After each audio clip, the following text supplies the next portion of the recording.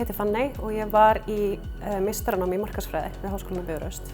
Í dag starfa ég sem sjálfstætt starfandi markaðsráðgjafi fyrir einstaklinga og lítil fyrirtæki þar sem ég hjálpa þeim að nýta samfélagsmiðla til þess að koma sér og sinni þekkingu, reynslu, sérstöðu og þjónustu á framfæri ásamt því að byggja upp tengsl við viðskiptavini og neytendur. Í þeirri vinnu hef ég verið að nýta allt það sem ég lærði í markaðsfræðinni mjög vel og það hefur komið að góðum notum í öllum þeim verkefnum sem ég tek fyrir hendur. Þegar ég hugsa ávinning þess að hafa farið í námskeið eins og CRM eða stjórnun viðskiptatengsla, þá það að hjálpa mér að byggja upp sambönd og traust við viðskiptavini og vita nákvæmlega hvað þeir vilja og hverjar þeirra þarfir eru.